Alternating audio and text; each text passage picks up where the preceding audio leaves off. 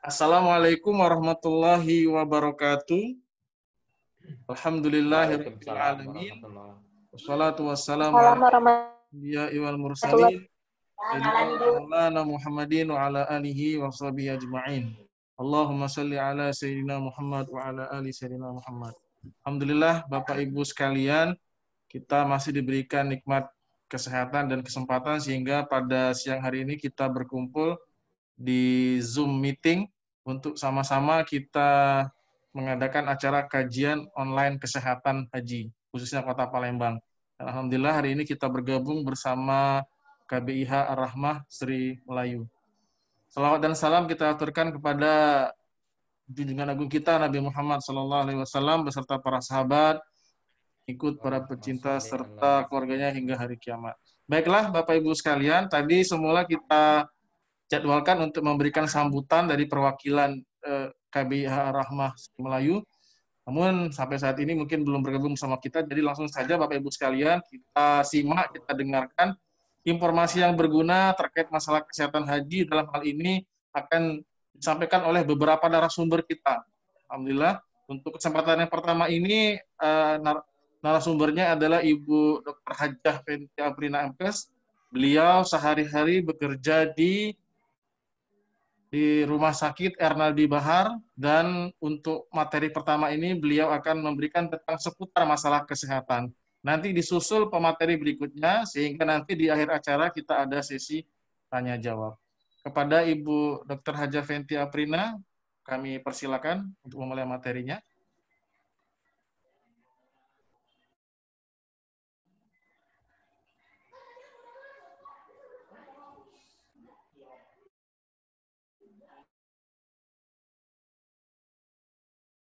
Belum di-unmute. Sudah. Baik, terima kasih. Assalamualaikum warahmatullahi wabarakatuh. Waalaikumsalam warahmatullahi wabarakatuh. Terima kasih Pak Moderator, Pak Hafriari yang telah memberi kesempatan, dan kepada semua jemaah semua. Jelas nggak Bu suara saya? Karena pakai masker, apa harus buka jelas. Masker ya? Tetap jelas. Saya sendiri tidak di ruangan. Nggak apa-apa. Terima kasih Bapak Ibu semua calon jemaah haji yang dirahmati Allah dari KBIH Ar-Rahmah Sri Melayu ya Bapak Ibu ya.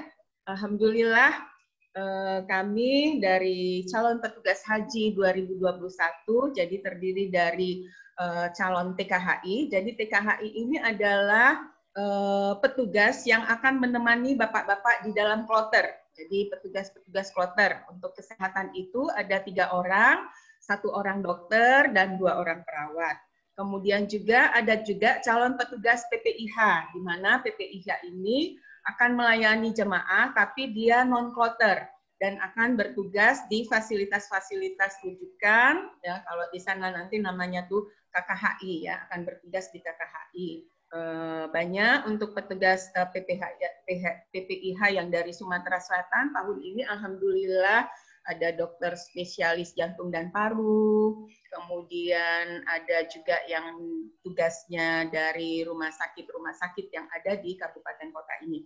Dan saya adalah salah satu petugas, calon petugas dokter kloter, jadi dokter kloter. Perkenalkan dulu, saya Dr. Fenty Aprina, dan sehari-hari tadi sudah disampaikan oleh Pak Hafriari, saya bertugas di Rumah Sakit Ernaldi Bahar.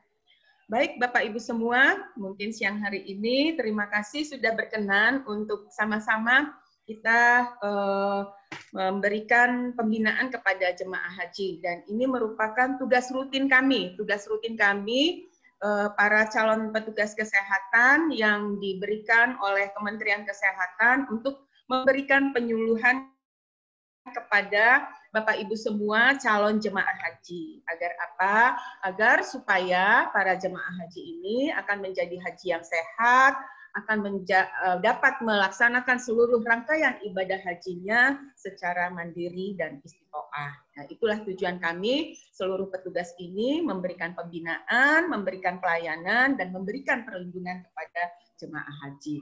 Baik, Bapak Ibu semua, kita lanjut ya. Nah, untuk materi siang ini yang akan saya berikan adalah materi mengenai pencegahan COVID dan bagaimana nanti kita di Tanah Suci itu melakukan protokol kesehatan untuk jemaah ini. Nah, penyakit coronavirus ini atau masyarakat yang mengenalnya itu dengan COVID, ya, COVID-19, jadi COVID-19. Karena apa? Penyakit ini ditemukan pada tahun 2019. Sebetulnya penyakit COVID-19 ini merupakan penyakit yang disebabkan oleh virus SARS-CoV-2, ya, SARS-CoV, ya, SARS coronavirus yang kedua. Sebelumnya juga untuk penyakit SARS ini, jadi Severe Acute Respiratory Syndrome ini, itu sudah ditemukan di tahun-tahun yang lalu. Jadi 2007 pernah juga ada SARS, kemudian di tahun 2010 ke sini itu ada MERS, ya, itu sama. Tapi strain virusnya berbeda. Untuk virus corona ini, coronavirus yang tahun 2019 ini, COVID-19 ini, virusnya itu lebih ganas dari virus-virus yang sebelumnya, ya, sehingga merupakan pandemi di seluruh dunia. Karena apa? Karena kasusnya terjadi hampir di seluruh dunia ini. Jadi di seluruh negara itu ada kasus virus coronavirus 19 ini, sehingga ini dinyatakan pandemi oleh WHO, sehingga juga untuk pelaksanaan haji kita di tahun 2020 itu tertunda karena pandemi virus ini. Ya, untuk virus ini sendiri sebetulnya gejala-gejalanya itu sama dengan penyakit-penyakit infeksi saluran pernafasan akut yang lainnya. Jadi gejala umumnya biasanya ada demam, kemudian batuk, ya, kemudian ada sesak nafas, ya. Kalau dia kasusnya berat itu sesak nafasnya sampai berat, harus menggunakan alat bantu nafas. Kemudian juga ada gejala-gejala tambahannya. Jadi ada sakit tenggorokan, kemudian ada pilek, ya, bisa muntah-muntah dan diare. Nah, untuk masa inkubasi sendiri artinya masa mulai dari terinfeksinya virus sampai dengan timbulnya gejala itu biasanya antara 5 sampai 14 hari. Oleh karena itu nanti pada waktu kita ada isolasi mandiri, itu isolasinya harus 14 hari. Ya. Kemudian gejala-gejala ini bila dia sampai berat, itu bisa menyebabkan pneumonia, jadi ada infeksi pada paru-paru, ya, ada cairan di dalam alveoli paru-paru, sehingga mengakibatkan kesulitan bernafas, dan ini biasanya yang harus dipasang sampai ventilator. Kalau tidak tertolong itu bisa sampai meninggal dunia. Dan juga bisa juga ada gagal ginjal dan pada akhirnya bisa menyebabkan kematian. Lanjut Pak Ari. Next Pak Ari. Nah, ini sumber penularannya, ya. Penyakit ini sebetulnya adalah penyakit pada hewan, jadi zoonosis, yang ditularkan oleh hewan ke manusia. Ya. Kalau SARS itu disebabkan oleh penyakitnya menular dari sejenis luwak, jadi hewan pengerat, ya, luwak, ada kopi luwak itu, ya, kemudian dari kelelawar. Kalau dari MERS itu biasanya di unta, ya. Unta ditularkan kepada manusia. Sedangkan untuk COVID-19 ini, hewan yang menjadi sumber penularannya juga belum diketahui dengan jelas, ya.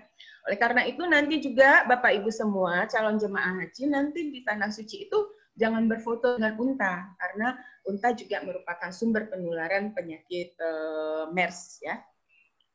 Nah, bagaimana cara penularannya? Jadi penularannya itu ditularkan dari orang yang sakit kepada orang yang sehat itu melalui droplet. Droplet itu adalah cairan yang keluar pada saat kita batuk, bersin, ya, itu yang dinamakan droplet. Dan di dalam droplet itu terkandung virus yang ukurannya sangat kecil, sehingga jika kita terkena droplet, jadi terkena semburan lah, ya, percikan ludah ataupun bersin itu. Kalau kita terkena dari orang yang sakit itu, kita bisa terkontaminasi dan bisa terinfeksi. Ya. Jadi penularannya ada dua, secara langsung maupun secara tidak langsung. Kalau langsung terkena droplet tadi, terkena bersinnya, terkena batuknya, ya, itu bisa menular. Yang tidak langsung, nah karena droplet ini terkandung virusnya itu ada di dalam droplet dan cairan tadi, cairan itu kan bisa terbang, bisa jauh Bu, jangkauan Bapak Ibu, jangkauan dari hembusan bersin kita itu coba kalau kita bersinkan muncratnya jauh, bisa 1 sampai 2 meter. Nah, kalau dia terkena dengan benda-benda yang di sekitar, nanti mengering, virusnya itu masih tetap hidup. Nah, ini yang bisa juga menular. Nanti misalnya terkena di handle pintu, kita buka pintu terkena, bersinnya kena meja, kita megang meja, virusnya itu masih tetap hidup. Oleh karena itu, nanti kita harus mematuhi protokol-protokol kesehatan. Lanjut Pak Ari. Nah, ini bagaimana supaya tidak tertular? Ya, karena dia cepat menular, kalau tertular juga bisa gejalanya menjadi lebih berat, apalagi untuk Bapak Ibu yang ada komorbidnya. Nah, gejalanya bisa berat kalau ada komorbid. Komorbid itu apa? Penyakit-penyakit yang diderita. Hipertensi, diabetes, kemudian yang lanjut usia, ya usia lanjut di atas 55 tahun ke atas itu, kalau terkena virus ini, gejalanya itu akan lebih berat dibandingkan dengan yang masih usia muda ataupun yang tidak mempunyai penyakit. Nah, oleh karena itu, kita harus berupaya supaya tidak tertular. Dengan apa? Dengan mematuhi protokol kesehatan. Apa yang diterapkan oleh pemerintah, protokol kesehatan itu 3M. Jadi memakai masker, selalu menjaga jarak, dan selalu mencuci tangan menggunakan sabun dan air yang mengalir atau menggunakan hand sanitizer. Oleh karena itu, sekarang ini harus menjadi kebiasaan kita. Kemana-mana harus pakai masker. Ya, kalau bertemu orang harus ada jaraknya 1 sampai 2 meter. Setelah bepergian, sebelum makan, sebelum minum, sebelum menyentuh tubuh kita atau setelah menyentuh benda-benda yang digunakan secara umum itu harus selalu mencuci tangan pakai sabun atau hand sanitizer. Oleh karena itu sekarang jika kita bepergian, jangan lupa masukkan masker ke dalam tas, kemudian masukkan sabun-sabun yang kecil-kecil itu ya, sabun cair, lebih baiknya itu sabun cair. Sabun cair diwadahi wadah tempat-tempat yang kecil, kemudian masukkan antis ke dalam tasnya. Jadi dibiasakan mulai dari sekarang. Ini adalah protokol kesehatan yang ditetapkan oleh pemerintah. Dan bagaimana pencegahannya? Pencegahannya itu harus meningkatkan imunitas tubuh kita, tingkatkan daya tahan tubuh kita. Ya, meningkatkan daya tahan tubuh ini itu tadi karena vaksinnya belum ada, tetap kita harus patuhi protokol kesehatan, memakai masker, kemudian menjaga jarak dan selalu cuci tangan pakai sabun dan hand sanitizer. Kemudian jangan lupa juga makan makanan yang bergizi. Ya, makan sayur dan buah, makan makanan yang bergizi, cukup kandungan protein dan lemaknya, itu karena dibutuhkan untuk penyembuhan dan menggantikan sel-sel yang rusak. Jadi protein ini sangat perlu untuk menggantikan sel-sel yang rusak dan menyembuhkan. Ya, jadi di dalam telur, minum susu, ya, makan ikan, makan ayam, daging, ya, tapi dengan sesuai dengan kondisi kita. Jadi selalu makan-makannya itu bergizi, berimbang. Kemudian jangan lupa juga untuk istirahat cukup. Jadi istirahat yang cukup. Tidur minimal 6 jam seharinya. Ya, jadi jangan banyak begadang ya Bapak Ibu ya. Jadi kalau mau tahajud jam 3, kita jam 8 habis bisa tidur. Pasti nanti jam 3 kita sudah terbangun. Jadi seperti itu. Jangan kurang dari 6 jam. Kemudian banyak minum air putih, ya, minum air putih. Minimal dibiasakan juga dari sekarang minimalnya itu minimal minum 1,5 sampai 2 liter seharinya. Jadi aqua yang besar itu 2 botol seharinya. Atau kalau digelaskan itu 6 sampai 8 gelas seharinya minum. Dan sebaiknya itu minumnya air hangat, jangan air es, ya, air hangat. Kemudian juga olahraga dan berjemur di bawah sinar matahari. Nah, Bapak Ibu semua, memang ini juga untuk olahraga teratur ini juga diperlukan untuk kebugaran kita, ya, kebugaran. Nanti untuk Bapak Ibu yang sudah melakukan pengukuran kebugaran itu juga untuk selalu dibiasakan. Minggu lalu kita sudah melakukan pengukuran kebugaran untuk sebagian jemaah di Kota Palembang ini, dan mudah-mudahan untuk pengukuran kebugaran ini juga bisa dilakukan di KBIH yang lainnya. Kami juga sudah menyampaikan untuk pengukuran kebugaran ini, baik yang dilakukan secara mandiri oleh jemaah, sudah dikirimkan melalui WA bagaimana cara melakukan pengukuran kebugaran secara mandiri oleh jemaah. Jadi untuk pengukuran kebugaran ini kita berjalan sekitar 1,6 km. Kemudian dicatat waktunya berapa. Ya, Bapak Ibu. Dan ini juga selanjutnya untuk pencegahan ini harus selalu bahagia. Bapak Ibu semua, calon jemaah haji semua, kita harus selalu bahagia. Karena kalau kita bahagia, maka tubuh kita itu akan mengeluarkan yang namanya hormon endorfin. Hormon endorfin ini berfungsi untuk meningkatkan daya tahan tubuh. Juga sebagai alat dia itu sebagai penghilang rasa sakit alami. Jadi kita harus selalu bahagia. Coba kalau Bapak Ibu bahagia, pasti sakitnya berkurang, ya, sakit hatinya berkurang, ya. Jadi gitu. Memang harus selalu bahagia tadi supaya apa? Supaya imunitasnya meningkat, dan juga jangan lupa untuk berdoa. Kita berdoa bersama, semoga pandemi COVID-19 ini segera berakhir, dan nanti insya Allah nanti kalau pada waktunya kita diberangkatkan haji itu bisa berangkat semua. Kalau sekarang kan belum pasti ya Bapak Ibu semua. Nah, ini juga untuk itu semua saya akan menyampaikan protokol kesehatan jemaah haji. Kementerian Kesehatan sudah mengeluarkan protokol kesehatan untuk jemaah haji. Lanjut Pak Ari. Next Pak Ari. Nah, ini protokol kesehatan untuk di daerah asal. Jadi, yang pertama, sebelum kita berangkat, nanti kalau kita dapat jadwal keberangkatan, itu harus berdiam diri di rumah selama 14 hari. Jangan kemana-mana, jangan kontak dengan orang-orang di sekitar kita, kita harus isolasi, melakukan berdiam diri di rumah. Jadi walaupun di rumah juga ingat, pakai masker, selalu jaga jarak, dan selalu cuci tangan pakai sabun. Kemudian biasanya sebelum kita berangkat haji itu, Bapak Ibu semua suka wali timah urs ya, atau sedekah haji lah ya, sedekah haji. Itu biasanya selalu dilakukan oleh para jamaah. Untuk itu mungkin untuk sedekah haji ini, mungkin sedekah hajinya bisa nanti Bapak Ibu semua minta doakan dengan yatim piatu, atau minta doakan dengan di masjid ya. Sedekahnya sebaiknya itu tidak usah di rumah, karena biasanya kalau di rumah nanti ada yang cipika-cipiki, ada yang tangis-tangisannya lama. Nah, atau juga kalau memang mau sedekah hajinya itu jangan dekat betul dengan keberangkatan. Misalnya 2 bulan sebelum berangkat, sedekahlah supaya jangan kontak dengan orang-orang di sekitarnya. Biasanya besok berangkat baru mau pamitannya hari ini, ya. Jadi ini diingat. Jadi sebelum berangkat, 14 hari sebelum berangkat, Bapak dan Ibu semua harus berdiam diri, harus mengisolasi diri sendiri di rumah.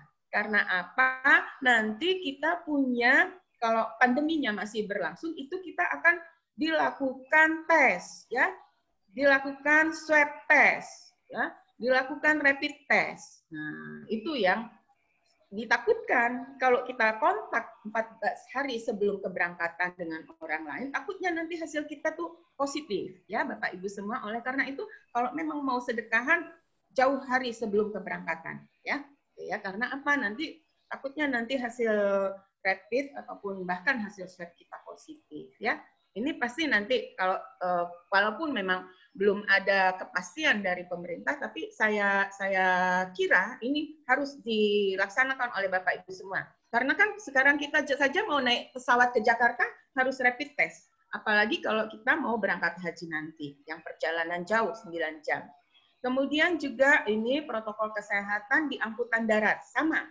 Tetap harus pakai masker, kemudian tetap harus jaga jarak, dan juga sebelum duduk itu jangan lupa untuk semprotkan ininya desinfektannya di tempat duduknya masing-masing. Dan jika juga nanti harus tempatnya itu tidak ada jarak, karena kan memang di sana juga mungkin jumlah busnya yang terbatas, kita pasti akan berdekat-dekatan. Selain gunakan masker, juga gunakan face shield-nya. Jadi dibawa juga face shield-nya Bapak Ibu ya semuanya. Dan juga jangan lupa surat yang tidak reaktif rapid test ataupun hasil swab-nya itu juga selalu dimasukkan ke dalam tas paspornya. Supaya kalau ditanya mana hasil rapid-nya, ini, mana hasil swab-nya, ini segera kita keluarkan ya Bapak Ibu semua. Jadi masukkan di dalam tas paspornya. Lanjut Pak Ari. Ini untuk di dalam bus ya, karena memang kita dari asrama haji ke pesawat naik bus. Kemudian turun dari pesawat, nanti di sana juga kita naik bus. Nah, ini di dalam pesawat. Jadi di dalam pesawat juga tetap kita harus gunakan tadi protokol tadi ya, protokol. Di dalam pesawat juga harus tetap pakai masker. Ya. Lebih berbahaya karena di pesawat itu kan kita sekitar 300 orang berada di dalam satu ruangan dalam waktu yang lama. Nah, itu kalau batuk terbang-terbang ininya ya. Jadi Bapak Ibu semua di dalam pesawat juga harus pakai masker. Makanya mulai sekarang harus dilatih pakai maskernya supaya tahan menggunakan maskernya ya, seperti itu. Kemudian ini ya, tetap jaga jarak, pakai masker, kemudian duduk sesuai dengan nomor yang sudah ditentukan. Ya, jangan bertukar-tukar, kecuali nanti kalau dokter yang menentukan. Ya, biasanya kalau untuk Bapak Ibu yang semua jamaah yang ada penyakit yang harus diawasi terus oleh petugas kesehatan, biasanya didudukkan di depan bersama petugas kesehatan. Jadi ini nanti petugas yang akan menentukan tempat duduk Bapak Ibu semua. Jadi duduklah sesuai dengan nomor. Ya. Kemudian juga selalu memperhatikan peringatan dari para awak kabin, dan juga kalau memang pesawatnya itu penuh, tidak bisa kita physical distancing, itu harus juga selain masker harus juga menggunakan face shield-nya. Ya. Kemudian pada saat di pesawat ataupun nanti pada saat di perjalanan itu, hindarkan selalu untuk menghindarkan menyentuh bagian mulut, hidung, dan mata. Itu bisa masuk melalui mulut, hidung, ya.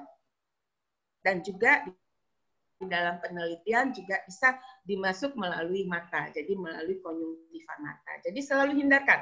Kalaupun terpaksa harus menyentuh, gatal misalnya, cuci dulu tangannya, ya, bersihkan pakai hand sanitizer-nya, kemudian menyentuh.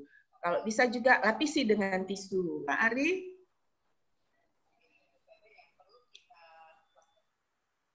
Nah, ini protokol kesehatan di asrama haji dan di hotel ya. Jadi pastikan Bapak Ibu selalu dalam keadaan sehat. Jadi kalau ada gejala-gejala tadi, segera hubungi petugas kesehatan. Kalau misalnya terasa badannya agak demam, itu selalu dihubungi petugas kesehatannya ya, seperti itu Bapak Ibu. Kemudian tetap protokol kesehatannya, 3M-nya dilakukan. Kemudian juga hindari menyentuh ya, kalau harus menyentuh bagian mulut, hidung dan mata, cuci dulu tangannya. Kemudian membawa perlengkapan pribadi, ya, perlengkapan mandi, perlengkapan makan, perlengkapan sholatnya sendiri-sendiri. Jangan pinjem-pinjeman. Ya, biasanya para jamaah haji juga sudah bawa sendiri-sendiri, tapi sampai di sana makannya pakainya bareng-barengan. Jadi sekarang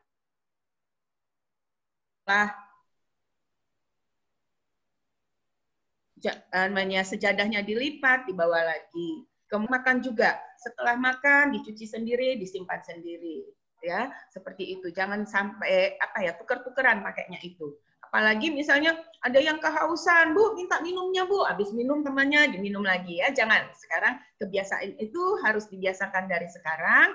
Gunakan alat makan sendiri, gunakan alat mandi sendiri, gunakan alat sholat sendiri, dan jangan seminta-mintaan minum dan makannya itu, apalagi sampai suap-suapan ya, jangan Bapak Ibu dan semua ya, karena itu tadi virus ini kan ada di dalam droplet tadi, di dalam air ludah ya, seperti itu.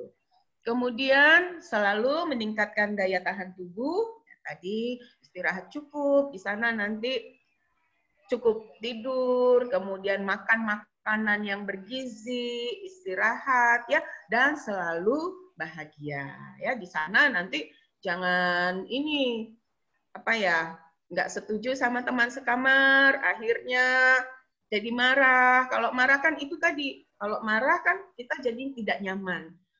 Dengan kemarahan itu, maka tubuh akan mengeluarkan juga hormon yang namanya hormon kortisol. Ini yang akan menyebabkan daya tahan tubuh kita menurun dan akan menyebabkan kita mudah tertular sakit. Oleh karena itu, selalulah bahagia, Bapak Ibu semuanya ya. Kemudian juga jangan lupa untuk selalu mematuhi aturan petugas. Jadi kami petugas kesehatan akan selalu memberikan masukan dan juga selalu memperhatikan Bapak Ibu semua. Oleh karena itu kita sama-sama untuk saling memperhatikan. Kami petugas memperhatikan Bapak dan Ibu semua, dan Bapak Ibu semua jemaah memperhatikan apa yang disampaikan oleh petugas-petugas. Jadi nanti Bapak Ibu semua yang belum pernah menunaikan ibadah haji, nanti di dalam kloter itu ada 5 orang petugas. Ada ketua kloter, ada pembimbing ibadah, dan 3 petugas kesehatan, 1 dokter dan 2 perawat. Nah, ini di rumah makan ya, protokol kesehatan di rumah makan. Nanti di Tanah Suci itu banyak rumah makan. Rumah makan Indonesia saja banyak. Di hotel-hotel juga, hotel-hotel kita, maktab-maktab kita itu banyak orang-orang kita yang jualan. Jadi orang-orang Madura, biasanya Jawa Timur, itu mereka berjualan, membuka restoran. Ya, di restoran juga harus tetap gunakan protokol kesehatannya, protokol kesehatan. Dan kalau terpaksa membeli makanan di luar, itu kalau bisa itu dibungkus saja, ya nggak usah makan di restorannya. Kalaupun misalnya terpaksa makan di restoran, itu harus tetap berjarak dan makannya cepet-cepet, jangan banyak ngobrol, ya seperti itu. Kalau bisa ya dibungkus saja makanannya, makannya di kamar, jangan makan di restoran, ya seperti itu. Kemudian yang perlu diingat juga selalu patuhi protokol kesehatan. Ya. Apalagi di Tanah Suci. Kalau kita tidak patuh di sana, askar-askarnya itu sangat ini sekali. Dia marah dia kalau kita nggak taat pada aturannya. Lanjut, Bapak Ibu semua. 1 menit lagi, Dok ya. Lanjut, Pak Arif. Ya, lanjut. Ya, ini ya protokol-protokol kesehatan untuk kita di Tanah Suci itu sudah kami buat, nanti akan dikirimkan melalui grup WA ini ya Bapak Ibu, jadi silakan untuk dibaca. Jadi ada protokol waktu ziarah ya, ini biasanya nanti ada jadwal ziarah. Tapi juga kami tidak tahu apakah untuk musim haji 2021 ini, kalau kita masih berada di dalam peralihan masa pandemi ataupun masa pandemi, pasti ziarah itu tidak diperbolehkan kalau saya pikir ya. Pasti kita harus fokusnya pada ibadah kita. Lanjut Pak Ari, ini juga lanjut Pak Ari. Nah, ini ya di Masjidil Haram ya. Ini di Masjidil Haram yang paling penting juga. Karena askar-askar di Masjidil Haram, baik itu di Mekah maupun di Madinah itu, askar-askarnya itu sangat apa ya, sangat strict sekali, sangat kalau dia tidak boleh, nggak bisa kayak di sini petugas-petugas kita bisa dirayu, kalau di sana nggak bisa Pak. Kalau dia nggak boleh, nggak, jangan disentuh, suruh keluar, suruh duduk, seperti itu askar-askarnya ya. Jadi harus kita selalu mematuhi protokol kesehatan yang ada di sana. Kalau saya lihat juga di TV itu ya sekarang, kalau dulu sebelumnya tahun sebelum pandemi ini kita tawaf itu kan bergandeng-gandengan, malah diajarin sama KBIH jangan putus gandengan kita. Oh, sekarang sudah tidak boleh lagi. Itu saya lihat di TV itu berjarak betul. Ya, jadi dia berjarak, depan, belakang, kiri, kanan itu berjarak. Jadi nggak bisa lagi sepertinya kita bergandeng-gandengan tangan. Oleh karena itu, Bapak dan Ibu semua, sekarang harus jadi haji yang mandiri. Jadi jangan tergantung dengan orang ya. Jadi harus hafal pintu nomor berapa, maktab hotel kita nomor berapa, kalau nanti bisa kita terpisah dengan teman-teman kita. Ini protokol kesehatan di Armusna ya, karena memang haji itu adalah Arafah, oleh karena itu memang kita harus mempersiapkan diri untuk kesehatan kita pada saat pelaksanaan sama ya, kita sekitar 3 hari, 3 atau 4 hari di Mina itu. Oleh karena itu tetap patuhi protokol. Mungkin di tahun haji 2021 ini kesabaran kita harus terus ditingkatkan ya. Lanjut Pak Ari, nanti Bapak Ibu semua bisa membaca ya. Nanti kami kirimkan melalui grup WA ini. Lanjut Pak Ari. Nah, ini ya untuk batuk dan bersin ya, ketika batuk dan bersin ya seperti ini ya. Jadi kalau batuk harus ditutup mulutnya ya, kemudian setelah batuk nutup mulut dengan tangan, juga harus cuci tangan, kemudian kalau maskernya basah ya. Memang masker itu apa ya, idealnya masker yang kita pakai itu diganti setiap 4 jam ya. Ya, tapi kalau memang terpaksa, kalau memang belum basah, belum kotor, itu masih bisa digunakan. Lanjut, Pak Ari. Lanjut, Pak Ari. Mungkin yang terakhir nanti ada cara melepas masker ya. Ini Bapak Ibu semua, apa yang saya sampaikan ini Bapak Ibu semua nanti bisa melihatnya ya. Jadi ada di YouTube, ada di vlognya TPP Kemenkes ya, ada bisa dilihat di YouTube. Nanti mungkin Pak Ari bisa bantu untuk link YouTube-nya sehingga para calon jemaah haji semua bisa melihat ini di YouTube. Mungkin itu ya yang dapat saya sampaikan, Bapak Ibu semua.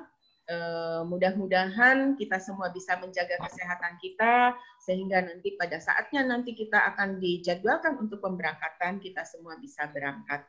Ya, jaga kesehatannya, istirahat yang cukup, tetap jaga kebugarannya.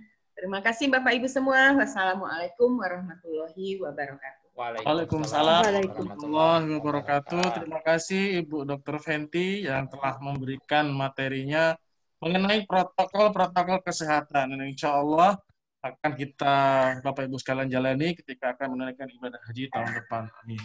Bapak Ibu sekalian, berikutnya kita akan menginjak ke materi yang kedua. Ini materi yang kedua ini Bapak Ibu sekalian akan dibawakan oleh Bapak Haji Mughni SHM MKes. Beliau sehari-hari bekerja di Bapelkes Palembang. Untuk materi ini mengenai faktor risiko ya, Pak Mughni ya? Ya. Ya, baiklah. Oke. Kepada Pak Mughni kami persilakan. Izin Sar. Bapak share screen sendiri, Pak ya? Ya. Oke, baik Pak. Saya kasih akses dulu, Pak. Ya, silakan Pak. Udah bisa. Oke. Ya.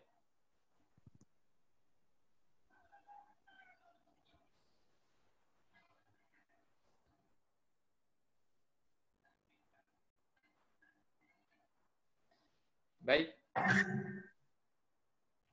Bisa kedengaran suara saya, Bapak Ibu? Kedengaran, Pak Mughni? Baik. Assalamualaikum warahmatullahi wabarakatuh. Waalaikumsalam warahmatullahi wabarakatuh. Alhamdulillah. Alhamdulillahillazi hadana liha wa ma kunna linahtadiya laula an hadana Allah. Asyhadu an la ilaha illallah wa asyhadu anna Muhammadan abduhu wa rasuluh. Allahumma shalli ala sayyidina Muhammad wa ala ali sayyidina Muhammad. Amma ba. Yang kami hormati para calon jemaah haji KBIH Ar-Rahmah yang insya Allah akan dapat melaksanakan ibadah haji pada tahun 2021 ini. Amin. Ya Rabbal Alamin.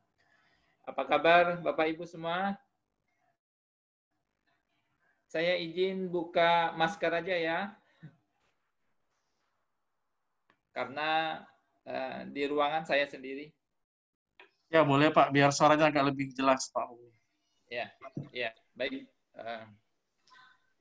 Alhamdulillah pada kesempatan ini kita bisa bertemu walaupun melalui virtual ya, Bapak Ibu. Ingin rasanya kita mau tatap muka langsung, tapi karena situasi dan kondisi saat ini maka kita akan berjumpa dan bertemu melalui virtual ya, Zoom meeting. Perlu diketahui pengendalian faktor risiko ya, bagi jemaah haji Bapak Ibu ya, ini penting untuk kita laksanakan. Dalam Al-Qur'an jelas sekali ya yang berbunyi Bismillahirrahmanirrahim wala tulqu biaidikum ila tahluka. Janganlah kamu menjatuhkan dirimu sendiri ke dalam kebinasaan. Ini salah satu ya, ayat yang ada di dalam Al-Qur'an. Ya. Itu pembukaan dari saya Bapak Ibu. Perkenalkan, nama saya Mukni. Saya bertugas di Balai Pelatihan Kesehatan Provinsi Sumatera Selatan yang insya Allah saya untuk tahun haji 2021 akan bertugas sebagai tenaga tim kesehatan haji di Kloter, Bapak Ibu sekalian. Kita ketahui Bapak Ibu kondisi jemaah haji Indonesia ya, dari tahun ke tahun itu 67% mempunyai risiko yang tinggi di bidang kesehatan. Baik itu dari usia, ya. Banyak jemaah haji kita ini usianya di atas 50 tahun, ya. Bahkan banyak juga di atas 60 tahun. Dan yang kedua, ada juga berisiko tinggi yang mempunyai riwayat penyakit, ya. Faktor risiko itu ada dua, Bapak Ibu. Ada faktor risiko eksternal dan faktor risiko internal. Yang eksternal apa? Yaitu faktor risiko yang ada dari luar tubuh kita. Sedangkan faktor risiko internal yaitu yang bersumber dalam tubuh kita sendiri, yang dapat berpengaruh terhadap kesehatan kita. Faktor risiko yang eksternal yaitu iklim, ya Bapak Ibu. Pada haji 2021 ini kita diperkirakan masih dalam iklim panas, ya. Suhu diperkirakan antara 40 sampai 50 derajat Celcius. Apa pengaruhnya terhadap kesehatan kita? Tentunya dengan suhu yang panas itu akan mempengaruhi dan menyebabkan tubuh kita banyak kehilangan cairan atau dalam istilah medisnya dehidrasi. Kemudian suhu dingin juga akan berpengaruh, ya. Bisa menyebabkan hipotermi, pembesaran prostat dan lain sebagainya. Faktor yang kedua yaitu faktor lingkungan. Faktor lingkungan yang berasal dari luar tubuh kita, salah satunya dari penyakit yang menular. Itu bisa akan masuk ke dalam tubuh kita. Banyak penyakit yang menular, ya, yang ada di Arab Saudi itu yang ditularkan oleh onta itu MERS-CoV, ya Bapak Ibu. Kemudian ada lagi meningitis, sehingga kita juga dilindungi dengan vaksin meningitis. Ya. Kemudian faktor yang kedua yang dari luar tubuh kita yaitu aktivitas yang tinggi. Kita ketahui bahwa haji itu Bapak Ibu ya merupakan kegiatan fisik. Ya. Mulai dari tawaf, sa'i, ya. Kemudian kita ada juga nanti di Arafah, di Mina itu kita akan melontar sehingga kegiatan fisik itu luar biasa aktivitasnya. Ya. Kenapa aktivitas yang tinggi itu menyebabkan tubuh kita terserang penyakit? Kalau aktivitas tinggi akan menyebabkan badan kita lelah. Ya. Kondisi badan yang lelah, Bapak Ibu, itu kuman penyakit akan mudah masuk ke dalam tubuh kita. Ya. Kemudian yang ketiga, keramaian. Kita ketahui bahwa di sana itu seluruh dunia akan mengirimkan jemaahnya untuk melaksanakan ibadah haji. Sehingga tidak hanya orang Indonesia saja yang ada di sana, malah dari berbagai negara akan berkumpul di sana. Itu ramai keadaan lingkungan di sana. Dan yang ketiga juga tak kalah perlu diperhatikan, yaitu yang ada di sana hewan onta.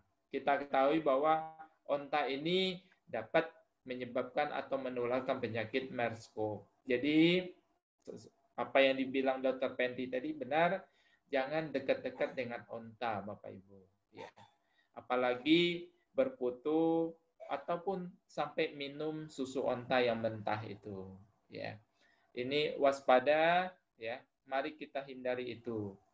Selanjutnya faktor risiko internal, Ibu, yang ada dari dalam tubuh kita. Apa itu?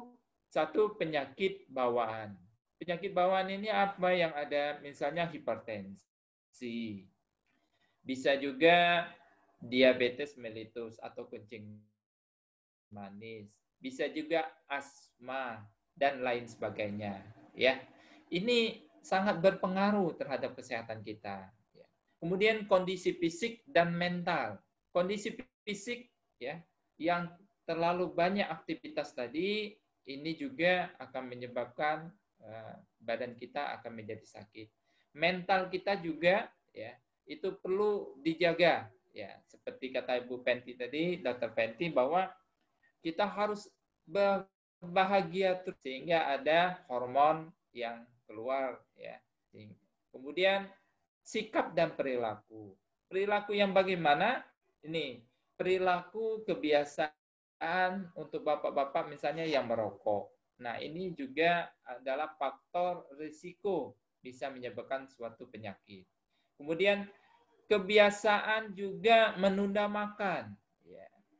Sudah ada waktunya makan pagi itu jam 7, makan siang itu jam 11, jam 12, makan sorenya itu jam 6 sampai jam 7 malam. Tetapi karena kebiasaan tadi menunda, sehingga makannya sudah lewat waktu. Nah, ini juga akan membahayakan kesehatan kita. Bagaimana cara menghindari faktor risiko tersebut? Mari kita lihat untuk faktor eksternal yang cuaca panas tadi, maka Bapak Ibu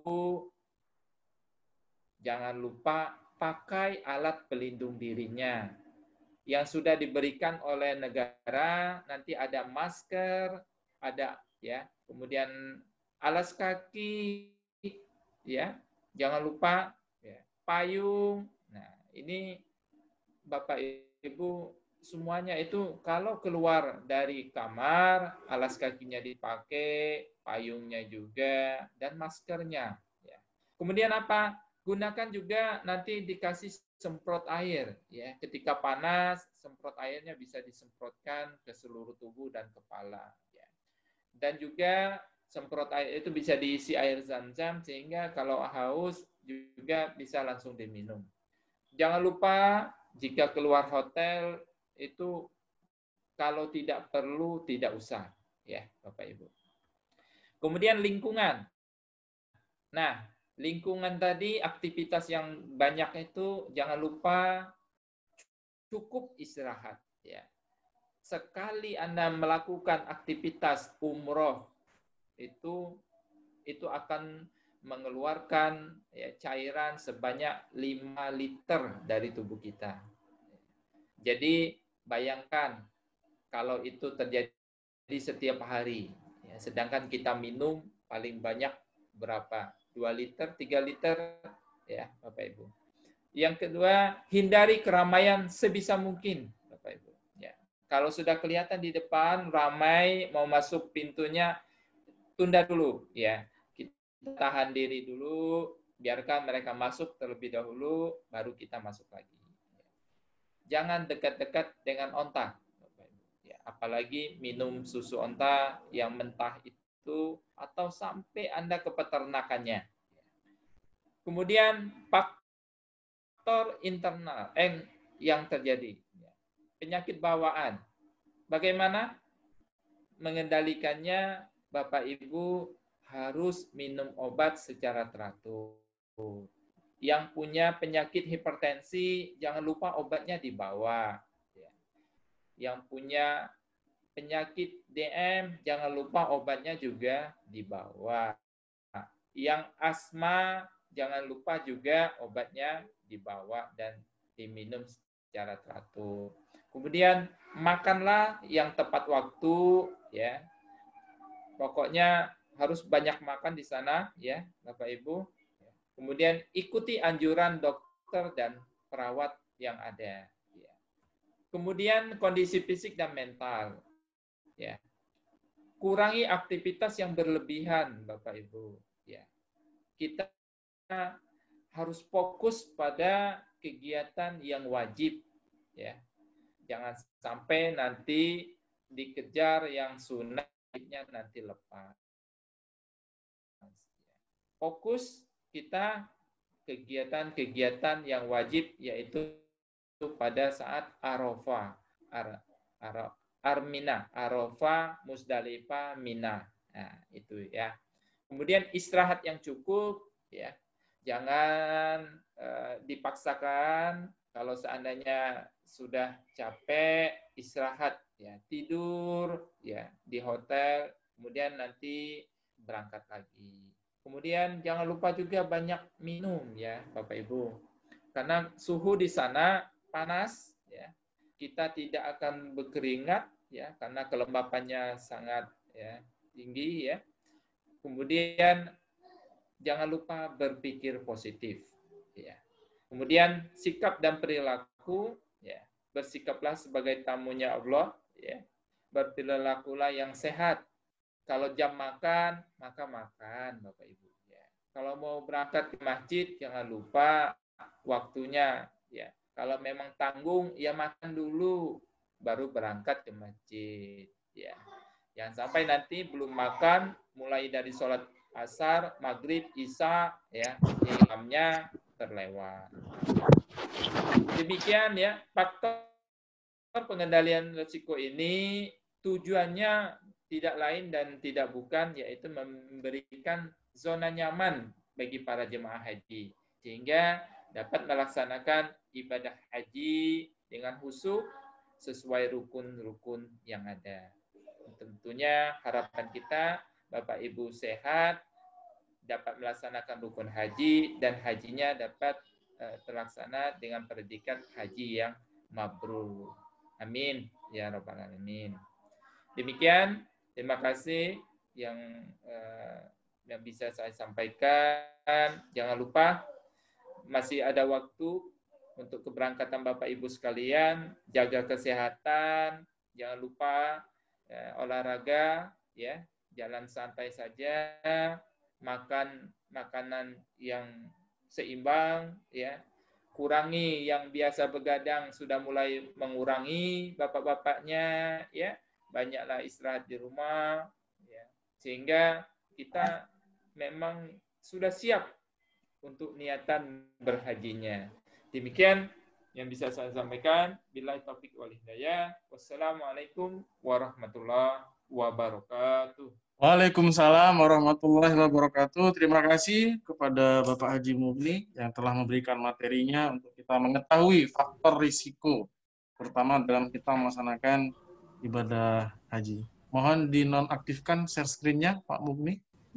Ya, baiklah. Baiklah, Bapak Ibu sekalian, sambil kita nanti persiapan untuk materi ketiga oleh Ibu Hajah Marieni, mengingatkan kepada Bapak Ibu peserta sekalian agar mengisi absensi yang telah kami berikan di kolom chat untuk mengisi daftar hadir yang telah mengikuti kegiatan kita pada hari ini. Sudah di-share oleh ini, yaitu daftar hadir ketan 08. Nanti bisa minta bantuan keluarganya untuk melihat di chat, kolom chat. Nah, ada alamat di situ, https://bit.ly daftar hadir ketan 08. Nanti mohon diklik, kemudian diisi Bapak Ibu sekalian yang telah hadir pada kegiatan hari ini. Kemudian untuk merekod, ini insya Allah sudah kami rekod Bapak Ibu sekalian, nanti kami akan bagikan share hasil rekamannya, dan nanti ada linknya. Jadi biar Bapak Ibu sekalian tidak repot untuk merekod sendiri, sudah kami rekod dari timnya. Baiklah Bapak Ibu sekalian, untuk materi berikutnya akan disampaikan oleh Ibu Hajah Marieni SKP MKes Beliau ini sehari-harinya bertugas di Dinas Kesehatan Kota Palembang. Dan pada kesempatan kali ini akan memberikan suatu materi ya, bagaimana tentang haji sehat itu sendiri. Apakah Bu Maria ini sudah bergabung? Siap sudah. Ya, kami kepada Ibu Maria ini kami persilakan. Screen ya. Oke. Saya screen dulu. Assalamualaikum warahmatullahi wabarakatuh. Waalaikumsalam warahmatullahi wabarakatuh. Selamat siang Bapak Ibu Jemaah Haji KBIH Ar-Rahmah Sri Melayu yang saya banggakan dan saya cintai sebagai tamu Allah di tahun 2021 ini. Alhamdulillah kita bisa berkumpul pada saat ini untuk saya menyampaikan tentang sosialisasi haji sehat. Lanjut. Anak SMS pakainya. Izin merekam yang baik ditunggu recordingnya. Jadi saya kemarin PKHI di tahun 2018 dan sekarang insya Allah untuk calon PPIH tahun 2021 bersama Bapak Ibu ya. Insya Allah. Lanjut.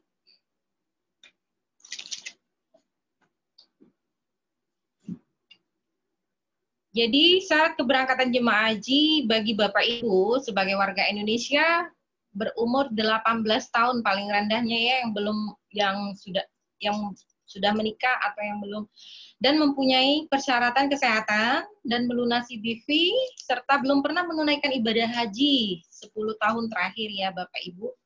Nah, berdasarkan surat edaran Dirjen PHU 4001/2018 menetapkan istitoah kesehatan sebagai syarat pelunasan BV. Nah, Permenkesnya di nomor 15 tahun 2016, Permenkes nomor 62 tahun 2016 mengatur pemeriksaan dan pembinaan kesehatan bagi jemaah haji dapat memenuhi syarat istitoah kesehatan. Lanjut. Jadi untuk tahapannya Bapak Ibu ya, untuk pemeriksaan awal kita lakukan di Puskesmas Kota Palembang yang bisa memeriksa kesehatan haji ya. Ada 10 puskesmas pemeriksaan untuk haji di Kota Palembang.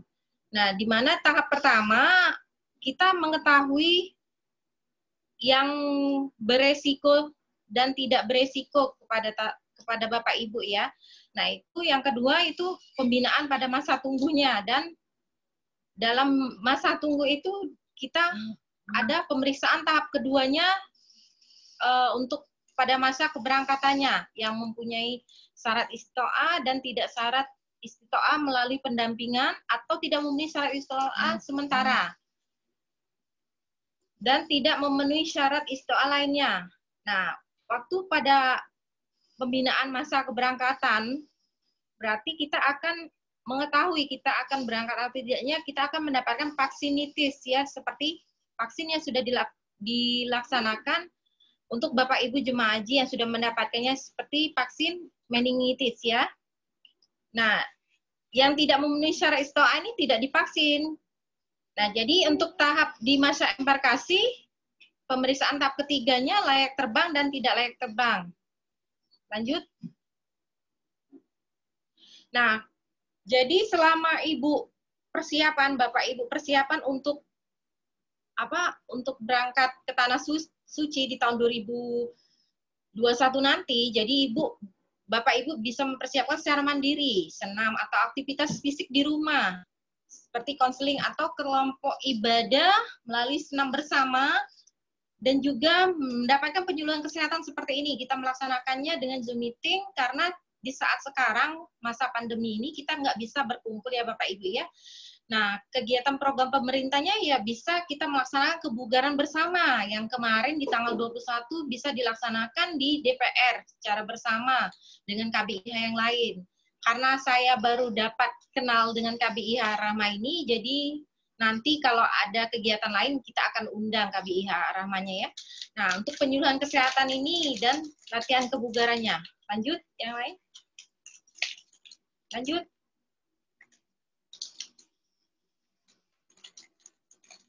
Nah, anjuran kesehatan yang harus Bapak Ibu harus patuhi, istirahat yang cukup ya Bapak Ibu ya, makan tepat waktu, minum air sesering mungkin ya Bapak Ibu ya.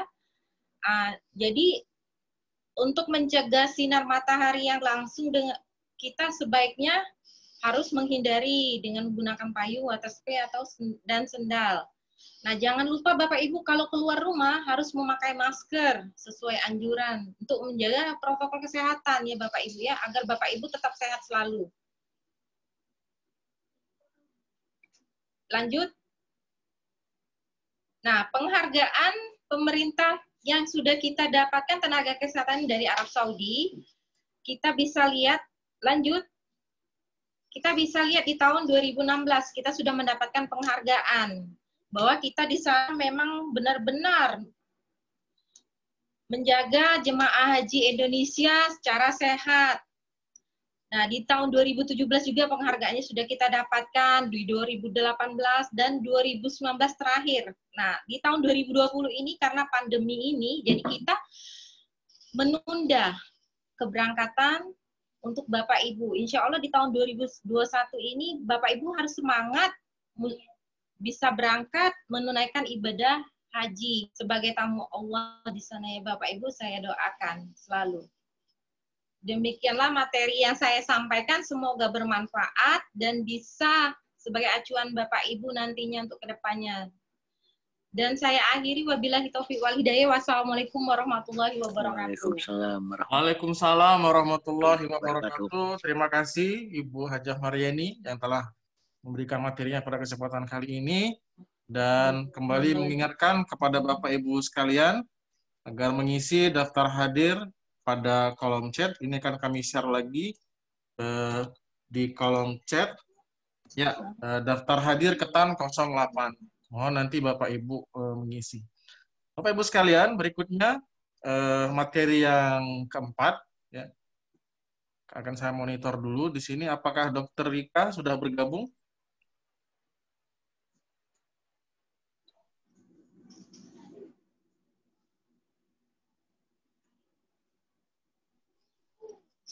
Dr. Rika, apakah sudah bergabung, Dok?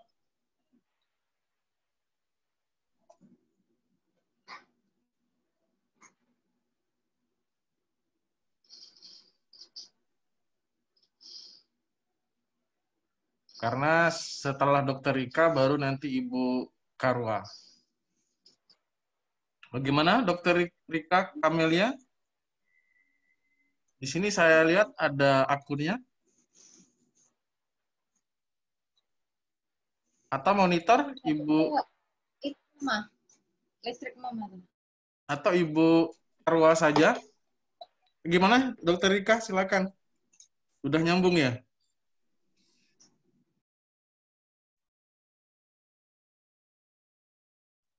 Bagus. Iya. Sinyalnya masih belum bagus, Pak Ari. Oke, siap. Nanti kita alihkan ke Ibu Karwa dulu, Dok, ya. Siap.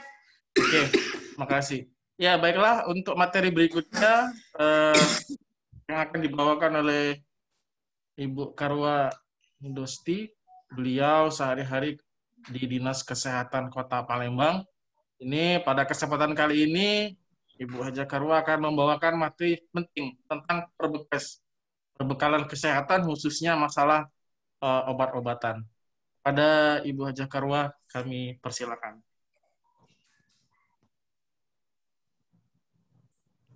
Terima kasih Pak Moderator. Bismillahirrahmanirrahim. Assalamualaikum warahmatullahi wabarakatuh. Waalaikumsalam warahmatullahi wabarakatuh. Yang saya hormati, Mas lagi Zoom, Mas.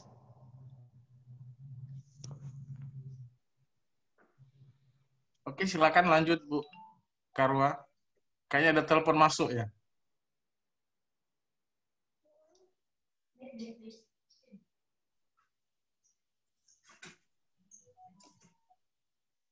Sepertinya, apakah terputus Ibu Karwa?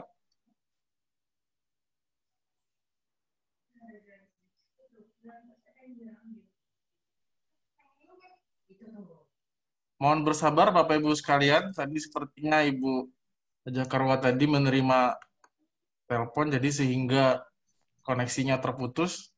Ya silakan lanjutkan Ibu Karwa. Ya, mohon maaf. Assalamualaikum warahmatullahi wabarakatuh. Yang terhormat Bapak-Bapak dan Ibu-Ibu dari KBIH Sri Milayu yang saya hormati, yang dirahmati Allah. Sore ini saya berkesempatan memberikan materi untuk tentang materi perbekalan kesehatan.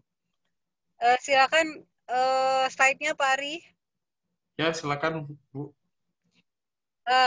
Ya, jadi saya di sini dari farmasi.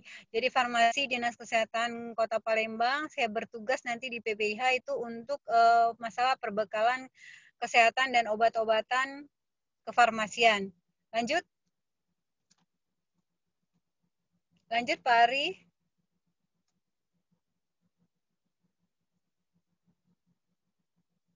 Pak Ari, slide-nya Pak Ari. Jadi di sini untuk penyelenggaraan haji, Kementerian Kesehatan itu menyelenggarakan sumber obat-obatan yang berasal dari pengadaan dan pembelian oleh pemerintah, dan juga ada yang dibawa oleh jemaah sendiri. Jadi obat-obatan yang bawaan dari jemaah. Lanjut. Lanjut Pak Ari. Nah, ini untuk penyediaan obat dan perbekalan kesehatan pada penyelenggaraan ibadah haji ini, nanti ada juga dari daerah asal yang juga menyediakan obat-obatan dari Pemda setempat.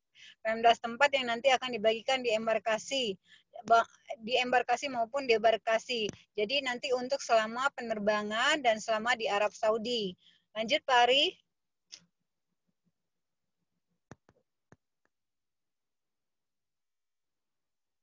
Ya, nah di sini kita menyediakan obat-obatan dan perbekalan kesehatan itu nantinya untuk penyelenggaraan di Armusna, yang di mana untuk di Arafah, Musdalifah, dan Mina, kemudian juga nanti pada saat prosesi Armusna itu sendiri, dan nanti juga pasca Armusna. Jadi untuk penyediaan obat dan perbekalan kesehatan itu kita menyediakan kecukupannya untuk selama prosesi tersebut, pra dan saat dan juga pada saat pasca Armusna.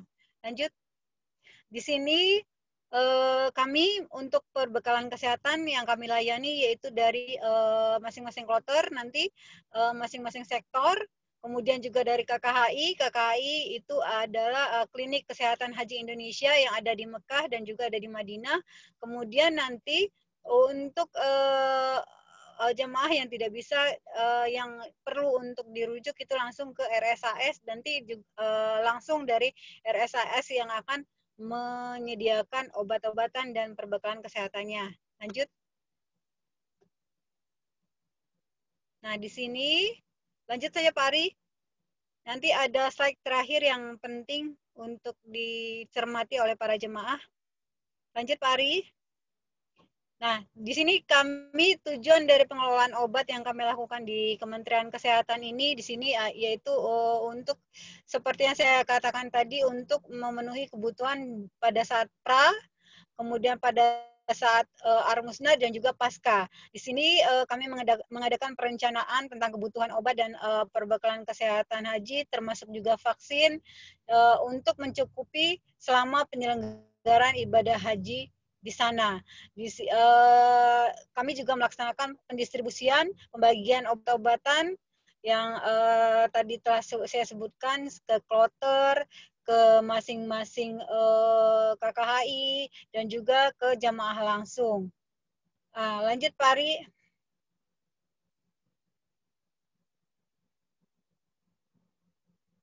Lanjut. Nah, di sini untuk dukungan pengadaan obat dan perbekalan kesehatan, di sini kami juga mendapatkannya itu tadi seperti yang saya katakan, dapat dari nanti di Arab Saudi juga kita ada untuk pembelian langsung di Arab Saudi untuk obat-obatan yang tidak tersedia atau yang tidak bisa kita bawa langsung dari Indonesia. Kemudian juga ada juga pengadaan paket jemaah. nanti jemaah akan dibagikan paket-paket yang berisi obat dan juga perbekalan kesehatan yang penting untuk dibawa. Kemudian juga nanti ada juga paket obat yang langsung dibagikan kepada petugas kloter yang akan dipegang oleh masing-masing TKHI, tenaga kesehatan hajinya, yang akan mengelola obat-obatan. Nah, selain obat-obatan dan perbekalan kesehatan, kita juga mengadakan vaksin meningitis untuk jemaah haji dan juga untuk jemaah umroh. Lanjut.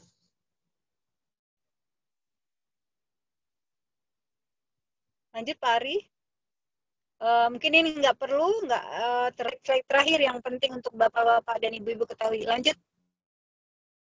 Pak Ari. Lanjut Pak Ari.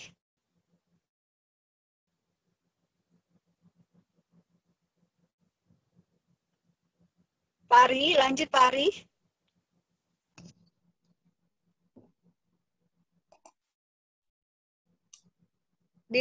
Nah, ini untuk paket jemaah haji, paket obat-obatan jemaah haji di tahun 2020 itu yang sudah disiapkan oleh pemerintah, oleh Kementerian Kesehatan itu terdiri dari masker kain, masker disposable, kemudian juga ada balsam di dalamnya ya. Balsam itu bisa nanti berupa dia nanti untuk obat nama patennya nanti bisa tidak ini ya.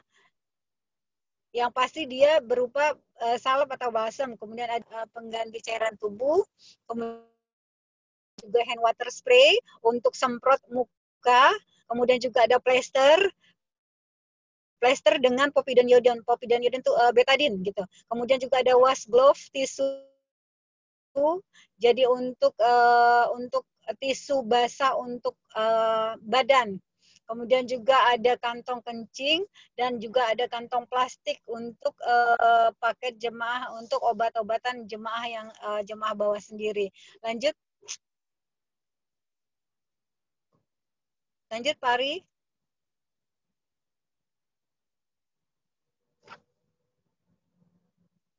Lanjut Pak Ari. Nah, di sini ini mungkin yang agak sedikit penting untuk diketahui oleh para jemaah untuk paket obat-obatan yang nanti yang akan dibawa oleh para jemaah. Di sini ada ketentuan-ketentuan untuk obat-obatan yang boleh dibawa. Yang pertama itu jemaah haji itu harus melaporkan obat-obatan yang dibawa. Nanti ada form isi ringkasan obat-obat apa saja yang dibawa oleh para jemaah. Nanti akan dibagikan oleh Dinas Kesehatan dan di situ akan dilaporkan apa saja obat yang dibawa oleh para ibu-ibu dan bapak-bapak. Kemudian pastikan obat-obatan yang dibawa ini memiliki izin edar resmi dari Badan POM.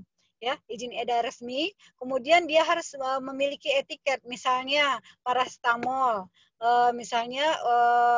parastamol, kemudian di situ juga ada tanggal expirednya dan juga memiliki kemasan yang masih baik, ya. Ya, kemudian jangan mengeluarkan obat-obatan tersebut dari kemasan aslinya. Dari kemasan aslinya maksudnya dari blisternya gitu ya Pak ya. Karena itu nanti penting karena kita nanti di sana siapa tahu nanti kan kita bisa tahu nih ini obat apa. Kalau sudah dikeluarkan dari kemasan aslinya, nanti untuk mendeteksinya obat apa dan untuk apa itu agak sulit gitu ya. Maka jangan dikeluarkan dari kemasan aslinya. Kemudian untuk jemaah dengan penyakit kronis yang mengkonsumsi obat-obat tertentu dalam jangka waktu misalnya agak mengkonsumsi rutin itu harus memastikan bahwa obat yang dibawa itu cukup untuk kebutuhan selama 41 hari atau 45 hari selama kita berada di Arab Saudi. Jadi obat-obatan yang memang dikonsumsi secara rutin dipastikan cukup kesediaannya untuk selama berada di sana, gitu ya. Nah, karena jangan sampai nanti obat yang rutin malah tidak dimakan, misalnya obat jantung, obat darah tinggi, nanti bisa berakibat fatal. Kemudian hindari membawa obat-obatan yang golongan narkotika dan psikotropika, gitu ya. Itu tidak boleh. Nanti kita di bandara itu akan ada pemeriksaan. Nah, untuk yang obat-obat yang mengandung narkotika, psikotropika itu pemeriksaannya akan lama dan tidak akan bisa dibawa.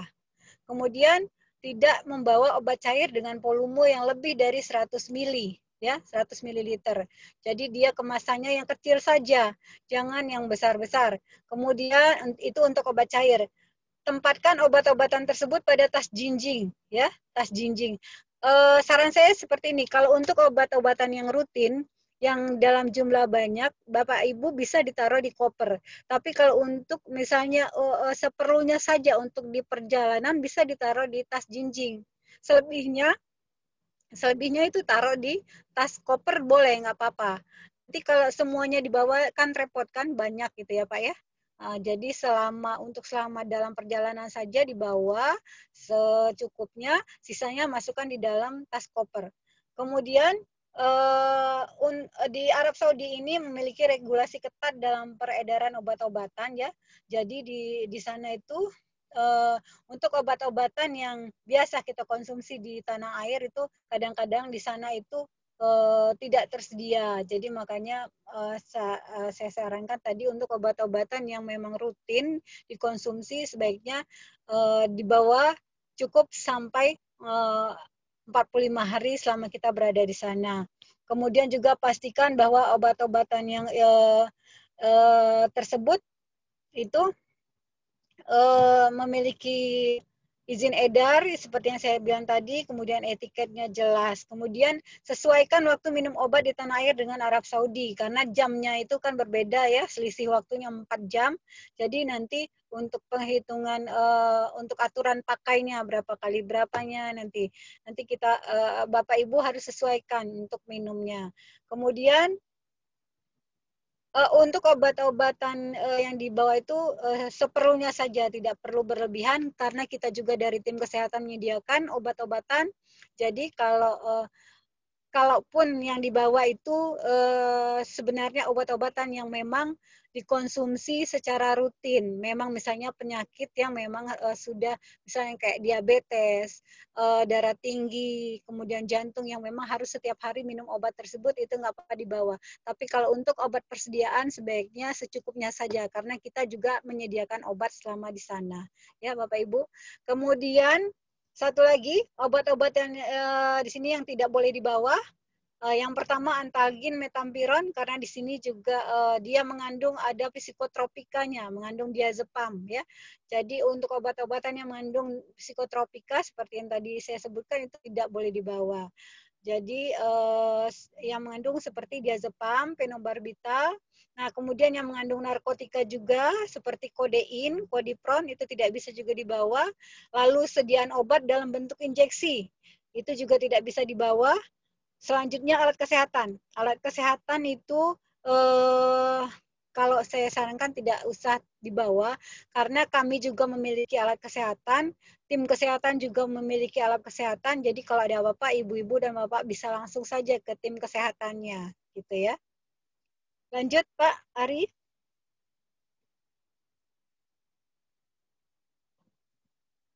Lanjut Pak Ari.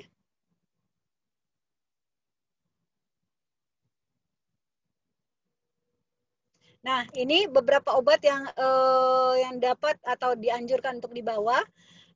Yang pertama suplemen atau multivitamin lengkap ya.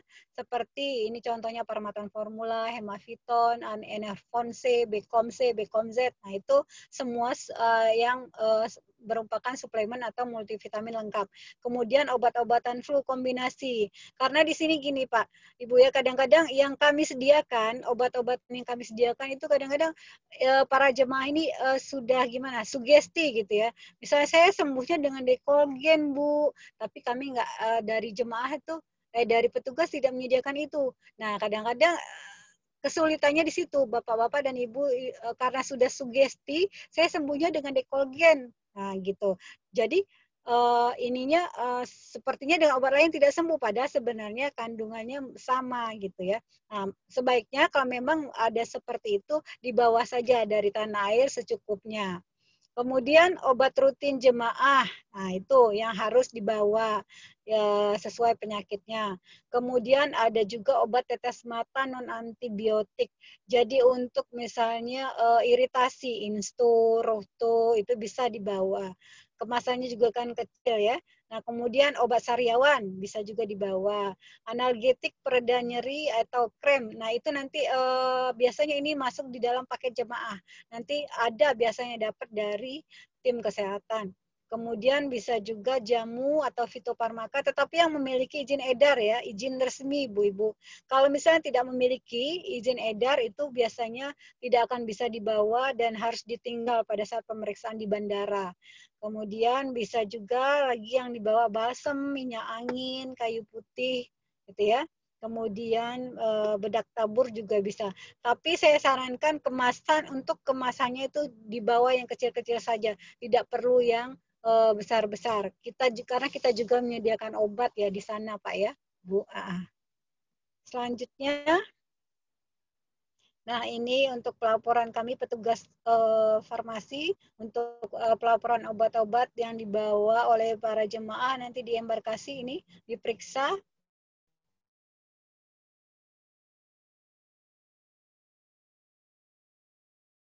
Saja tadi.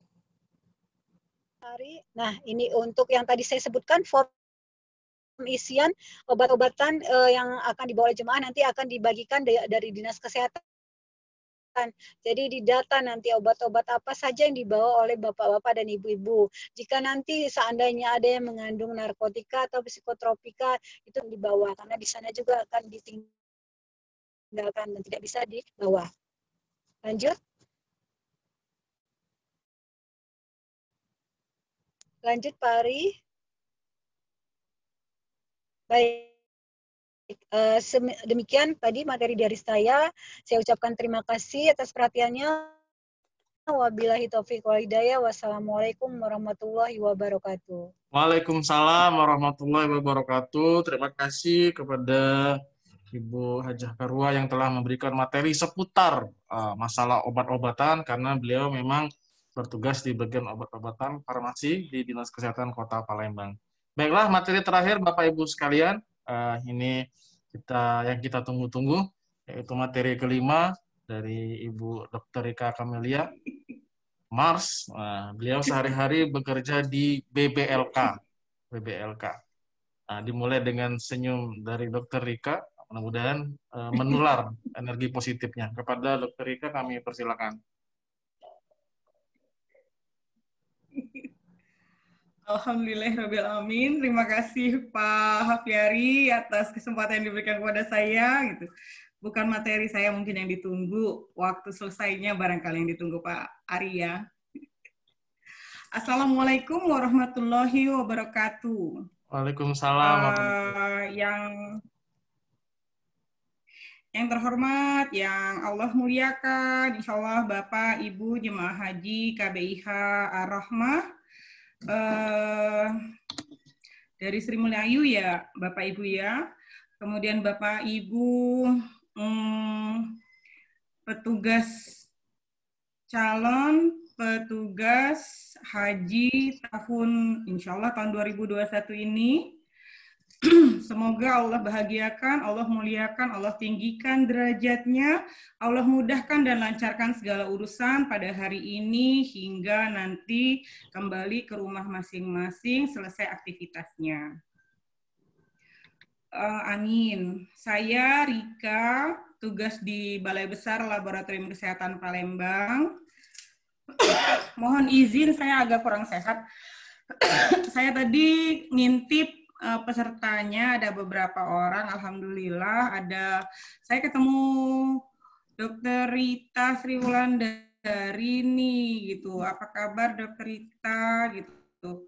Bapak Ibu di dalam ada pendamping juga tuh ada Dr. Rita nanti di kloter Sri Melayu ya, Ar-Rahmah. Saya pernah bertugas sebagai petugas haji tahun 2009 itu mendampingi KBIH Ar-Rahmah kloter 4 bersama Pak Ismail dan Ibu. Semoga alhamdulillah berjalan dengan lancar, semua kegiatan berjalan dengan baik. Memang ada jemaah yang tinggal, tapi itu dari KBIH lain yang kebetulan mencukupkan jumlah jemaah. Materinya silahkan Pak Ari. Sehat-sehat semua ya Bapak Ibu. Itu tadi kita udah belajar tentang kesehatan fisik dari Dr. Fenty, bagaimana COVID, pandemi pada saat ini, kemudian ada juga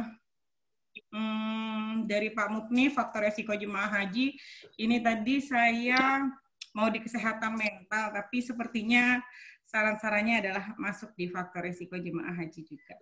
Kemudian dari Ibu Karwa, itu adalah tentang obat-obatan, begitu.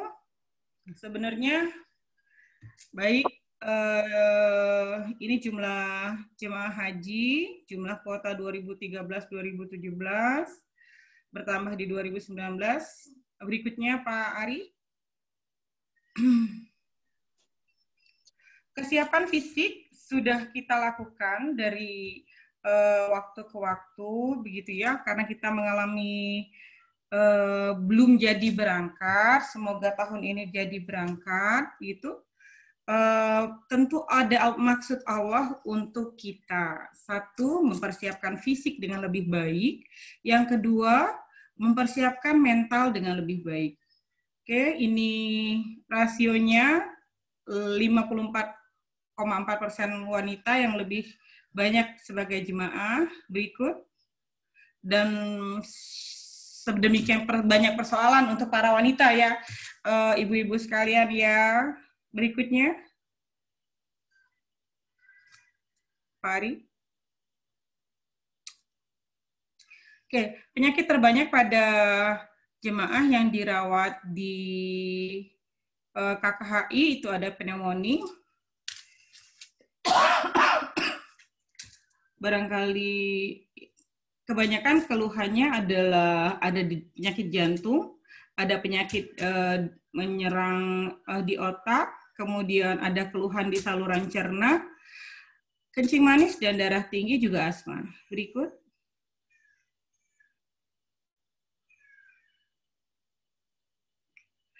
Ada faktor risiko internal dan faktor risiko eksternal yang tadi sudah disampaikan oleh Pak Mukni, sehingga jemaah bisa menjadi dalam kondisi kurang sehat atau tidak sehat. Berikut.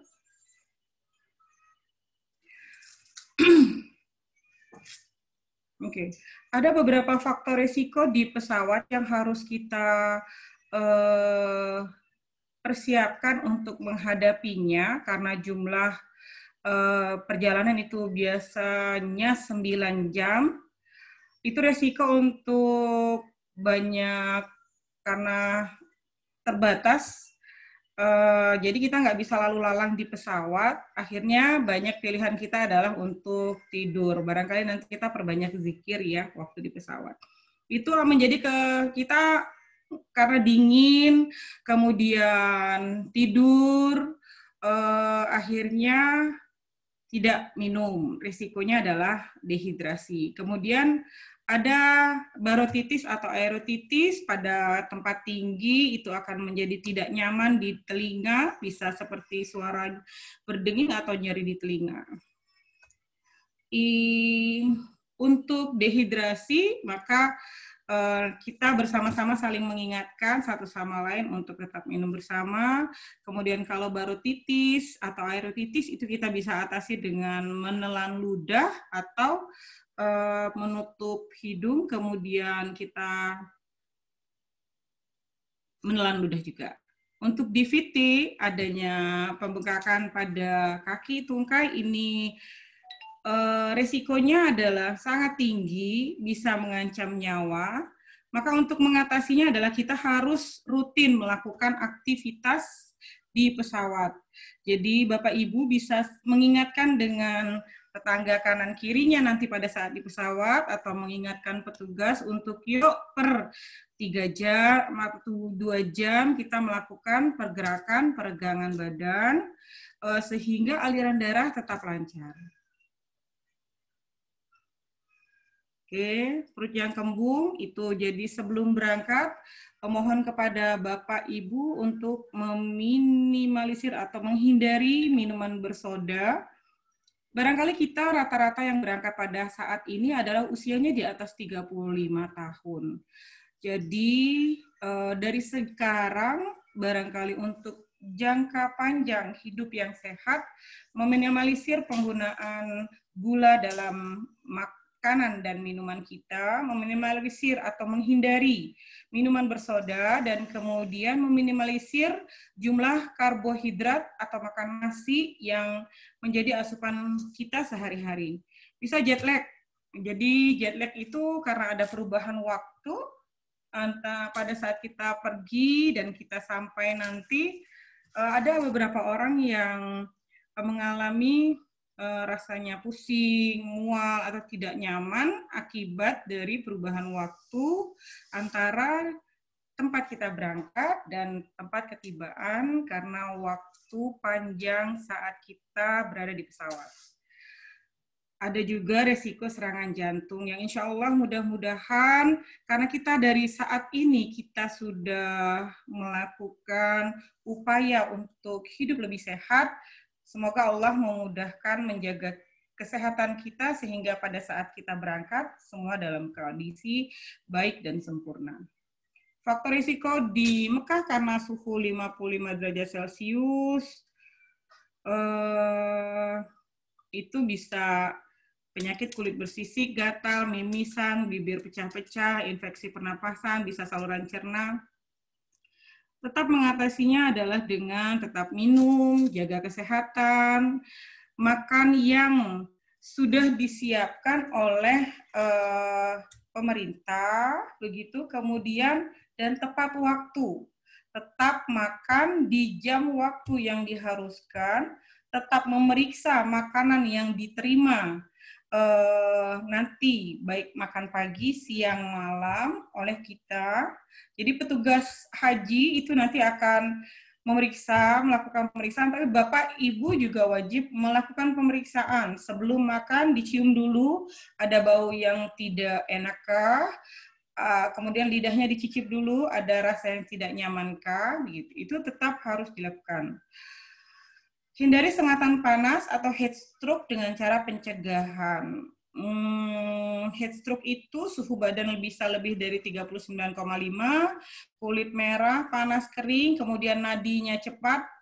Kadang Bapak Ibu akan merasa jantungnya berdebar kuat, kemudian rasa sakit kepala yang menjadi sangat tidak nyaman, kemudian ada rasa pusing berputar dan muntah juga. Berikut. Pari.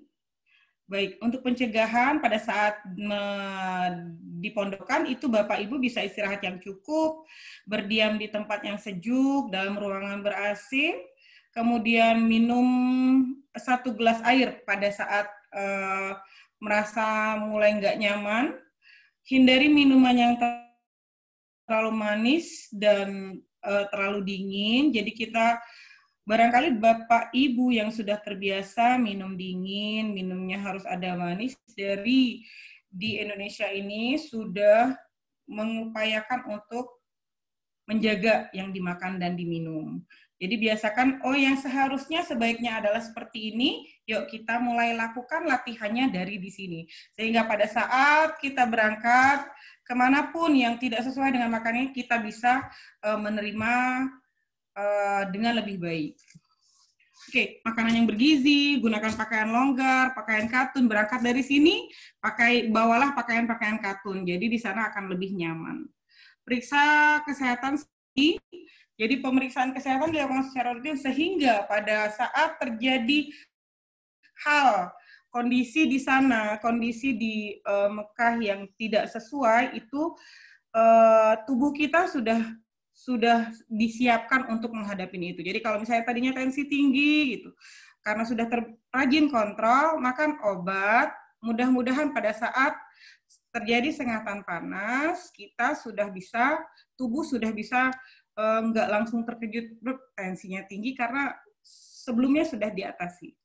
Pada saat berada di luar pondokan seperti biasa pakai payung, minum, semprotkan air ke bagian tubuh yang terkena sinar matahari, kemudian batasi aktivitas fisik, perbanyak di dalam ruangan.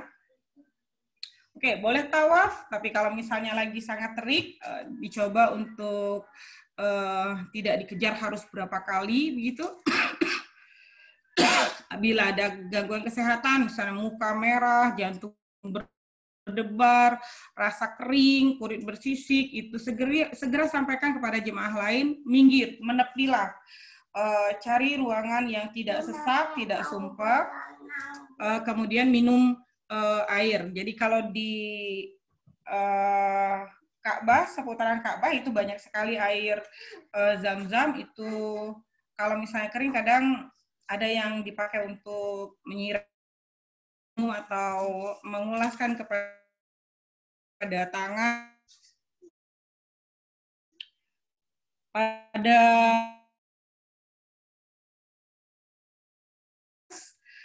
atau menemukan kawan yang bareng-bareng dengan kita saat melakukan ibadah, itu mulai rasa nggak nyaman, seperti tadi mukanya merah, jantung berdebar, silakan bawa, pindahkan, ajak, segera menepi ke tempat yang dingin atau ruangan ber-AC kalau lagi di dalam Masjidil Haram.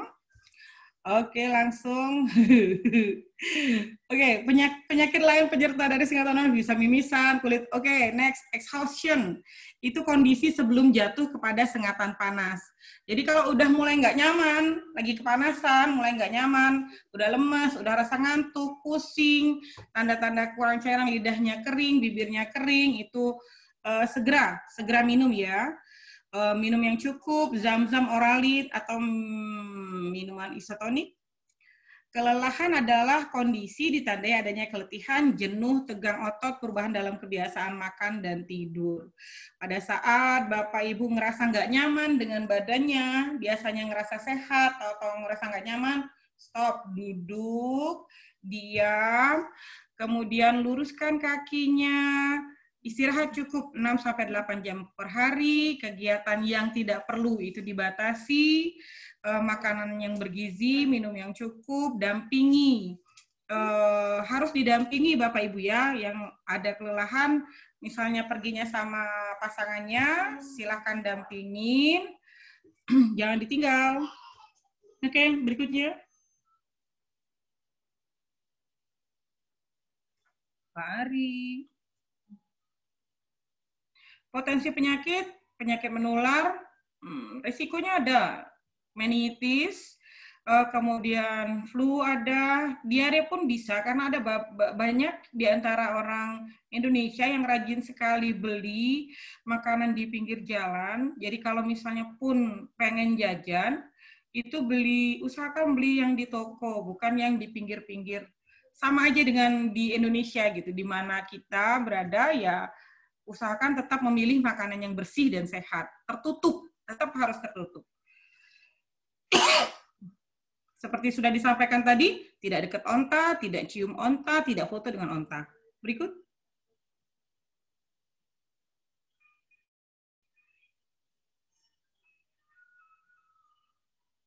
Oke.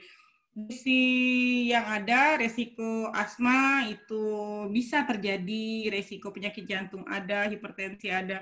Untuk potensi penyakit di Arab Saudi ini, kita mengatasi dari awalnya adalah satu, menjaga kesehatan fisiknya sejak dari di Indonesia.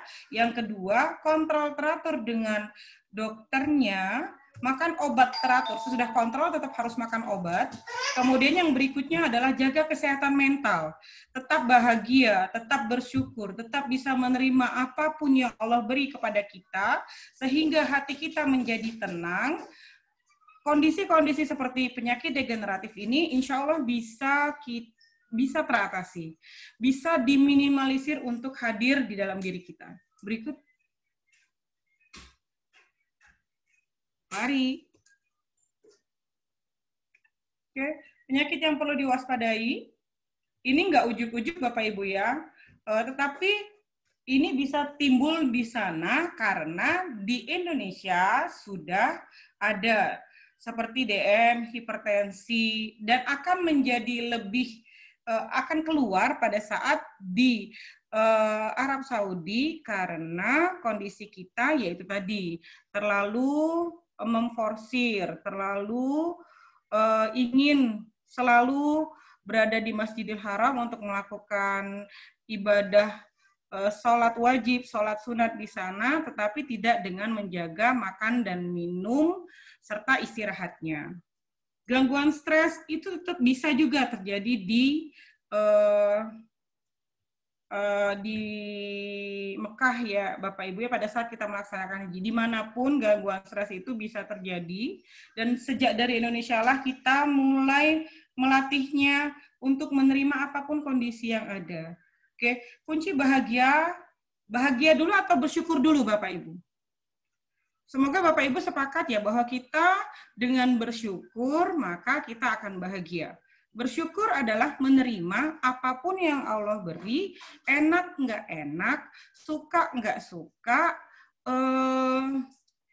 bikin kita sesuatu takjub ataukah bikin kita menjadi tidak nyaman hati kita, itu adalah sesuatu yang Allah beri. Latihannya dari di Indonesia. Sehingga pada saat kita berangkat ke Mekah, melaksanakan ibadah haji, hati kita sudah dibiasakan untuk selalu menghadirkan Allah dalam setiap persoalan yang hadir di hidup kita.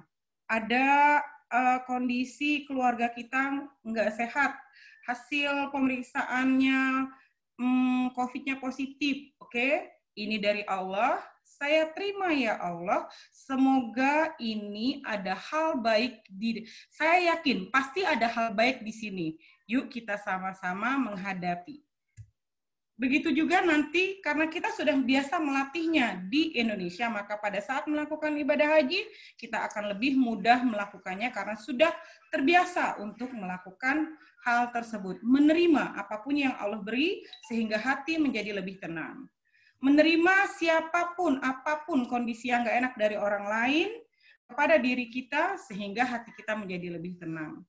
Sakit gula kencing manis itu badan lemas, mata berkunang. Gejala awalnya adalah 3P, polidipsi, poliuri, polipagi. Banyak makan, banyak minum, banyak kencing. Udah makan, pengen makan lagi. Udah minum, masih terasa haus, dan banyak kencing, itu sudah gejala awal. Jadi, kalau pada saat di Indonesia ini ibu bapak sudah merasa seperti itu, yuk datang ke laboratorium, ke tempat saya juga boleh, BBLK Palembang, periksa dulu, begitu. Nanti kita bisa konsultasi dengan dokternya, periksa laboratorium, nanti kita akan lihat apakah ada gejala seperti itu. Berikut. Bisa dipahami Bapak Ibu ya, clear ya? Oke, anjuran makan sehat, lauk pauk, buah-buahan, sayuran, dan makanan pokok. Tetap seperti yang saya sampaikan tadi, batasi gula, batasi garam, dan batasi minyak. Dikurangi jumlah karbohidratnya, nasinya Ibu Bapak bisa ganti dengan sayur atau lauk proteinnya yang ditambah. Darah tinggi. Darah tinggi itu tensi di tekanan darah di atas 140/90 mm/Hg. Kadang tidak ada gejala. Jadi tidak mengandalkan bahwa nggak ada sakit kepala dok, itu kayaknya baru deh saya tensinya segitu gitu kan. Seringkali seperti itu Bapak Ibu yang datang kepada kita gitu.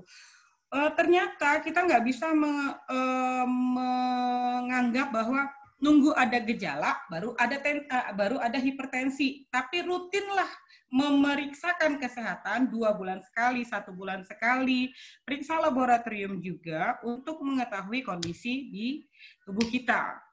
Untuk darah tinggi dan kencing manis, beberapa guru itu menyampaikan bahwa ada kondisi di hati yang tidak nyaman, seperti bisa tidak menerima orang lain, bahwa orang lain benar, atau tidak menerima hal yang terjadi di dalam diri. Jadi tidak selalu penyakit itu selalu ada kelainan di tubuh kita, tetapi bisa karena ada kelainan di hati. Oke, penyakit paru menahun. Bapak Ibu yang merokok, yuk kita kurangin dari sekarang. Biasa 1 bungkus, usahakan per minggu jadikan setengah bungkus. Uang yang dipakai untuk merokoknya, membeli rokok, bisa sisihkan, masukkan ke dalam tabungan. Kita lihat sesudah 1 bulan berapa banyak tabungan dari kita menyisihkan untuk membeli rokok. Bisa juga faktor debu, bahan kimia, gejalanya batuk berdahak. Kalau ada batuk lebih dari 2 minggu, atau 3 minggu, silakan datang ke puskesmas terdekat atau ke laboratorium untuk memeriksakan dahaknya. Kalau lebih dari 1 bulan bisa rokok. Gangguan stres, oke, pemicunya bisa situasi baru. Kayak kita nih, datang baru ke Mekah, berangkat haji. Begitu banyak orang, lautan manusia, beda budaya dan kebiasaan. Duduk sekamar, ternyata beda nih, beda kebiasaannya, beda budayanya. Itu juga menjadi faktor pemicu untuk tidak nyaman di hati dan tidak nyaman di pikiran. Jadi, yuk dari sekarang kita biasakan menerima apapun yang ada. ISPA, oke, batuk dengan nafas cepat dan sesak nafas. Gejalanya batuk terus-menerus, nyeri tenggorokan, dan demam. Kalau ada seperti ini, minum air putih hangat, 2 hari ditambah dengan demam, silakan konsul dengan dokternya. Kalau masih di Indonesia dengan dokter yang ada di sini, pada saat di Mekah nanti segera datang ke dokternya, jangan ditunda-tunda. Diare, Bapak Ibu sudah tahu, sering mengeluh. Bisakah di sana diare? Oh bisa, bisa saja, apapun bisa terjadi. Tetapi kita tetap berharap, berpikir positif bahwa saya akan sehat dan saya akan baik-baik saja. Prosedurnya dilakukan, cuci tangan sebelum makan, sesudah buang air besar, biasakan cuci tangan.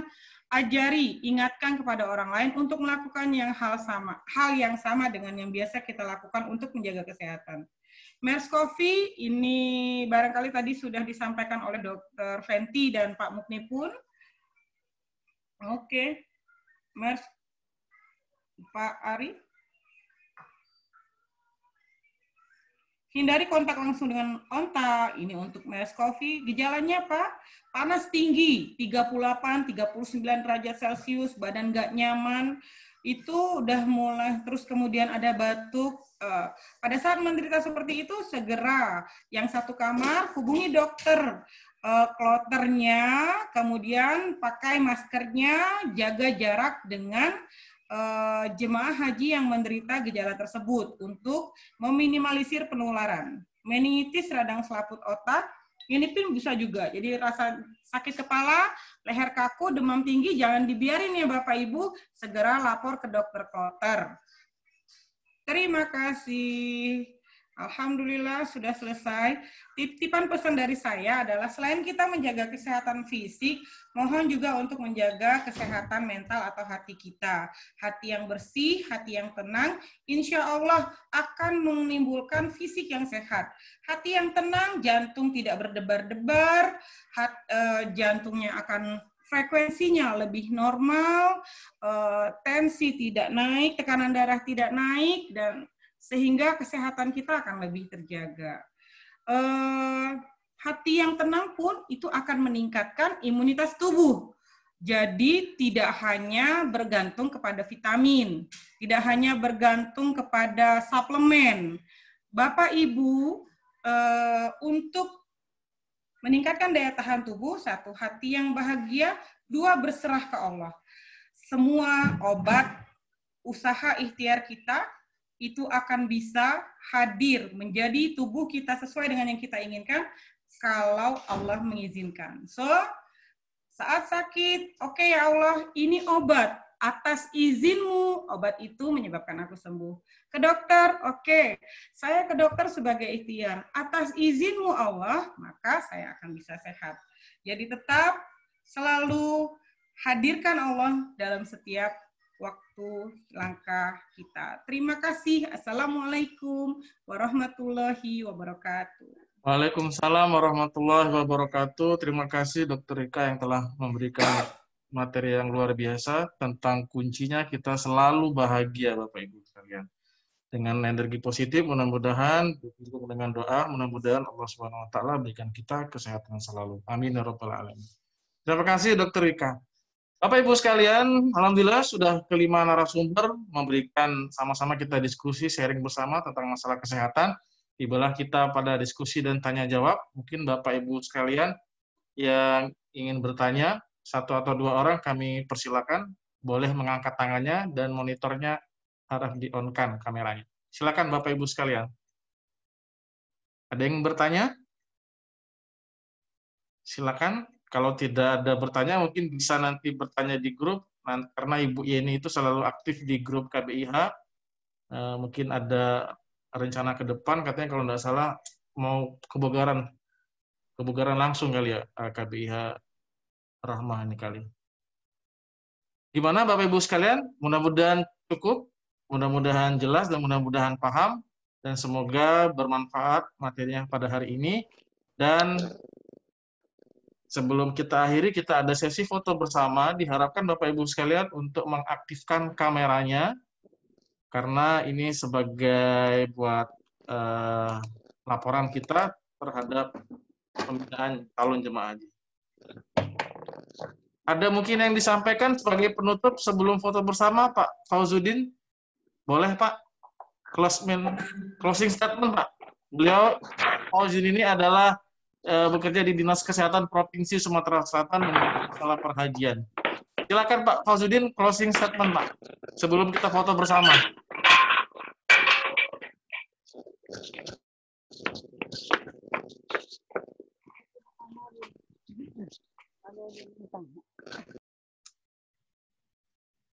Silakan Pak Fauzuddin.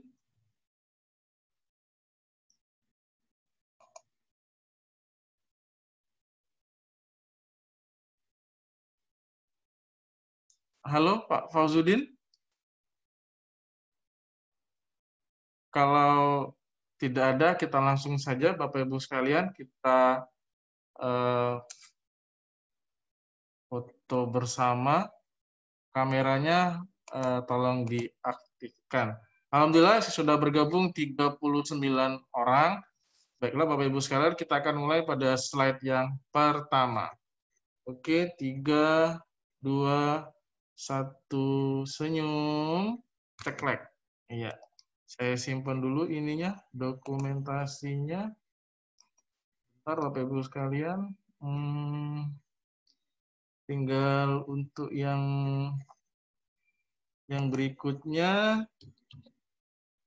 slide yang kedua, bersiap-siap tetap untuk senyum. Bentar Bapak Ibu sekalian, lagi ini. Oke. Siap-siap persiapan slide yang kedua. Oke. 3, 2, 1, senyum. Cek. Iya, ceklek. Oke, saya pindahkan dulu. Oke, baiklah Bapak Ibu sekalian, demikianlah acara kita pada siang hari ini. Mohon nanti kesediaan untuk mengklik daftar hadirnya pada kolom chat agar bisa kita laporkan kepada Kementerian Kesehatan terkait masalah pembinaan kesehatan bagi calon jemaah haji. Baiklah, mudah-mudahan Allah SWT berikan kita kesehatan bersama, dan mudah-mudahan Allah izinkan kita untuk sama-sama menunaikan ibadah haji di tahun depan. Amin ya rabbal alamin. Saya selaku panitia mohon maaf apabila ada kesalahan, Allah mohon ampun. Ditutup dengan mengucapkan lafaz hamdalah. Alhamdulillahirabbil alamin. Terima kasih Bapak Ibu sekalian. Wassalamualaikum warahmatullahi wabarakatuh.